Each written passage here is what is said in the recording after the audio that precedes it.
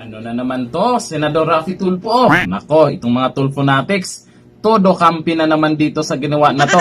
Ang lagi nilang sinasabi, marami namang natulungan. Porket maraming natulungan, hayaan na lang po natin na may ibang mapahiya. Dito po ay talagang mali po yung nagawa niya pero hindi man lang nag-sorry doon sa tao. Kaya yung mga netizen, hindi po nakapagpigil. Ay labas po yung mga sama ng loob po nila sa comment section. Dito po, panoorin po natin yung video kung ano yung ginawa ni Senador Raffy Tulfo. May kumausap kay Senator Raffy Tulfo. Malamang staff niya. Malamang nagsumbong sa kanya na may kumukuha ng video sa kanya. Tignan niyo po, after niya makipag-usap, bigla siyang tumingin sa may bandang gitna. At doon siya nanita na.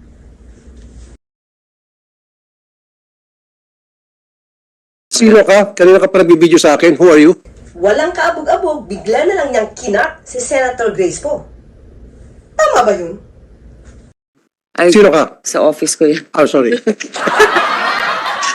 Yeah, kasi kanina pa Ano mo kasi, tinan mo hearing ko to pero ikaw ang kinukunan. Ano kaya ang naging problema rito ni Senator Raffy Tulfo? Kung may nagdi-video man, ina-expect ba niya na siya lang lagi ang kinukunan ng video?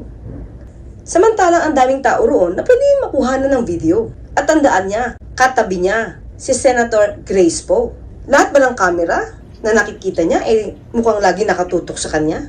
Ano yung feeling niya? Alam naman niya na itong Senate hearing ay for public consumption. At saka alam naman niya may live streaming nito. So anybody can take video and record the event. Naging senador siya, pero bakit takot mabidyuhan? Nandyan naman yan sa Senate hearing, live na live pa nga yan, tapos may nag-video, akala naman niya, siya yung binidyuhan.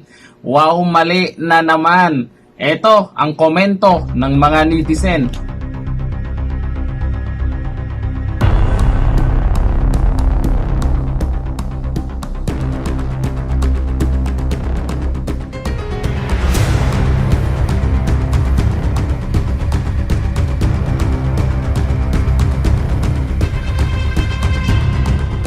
Sabi po ng mga Tulfonatics, marami namang natulungan yan.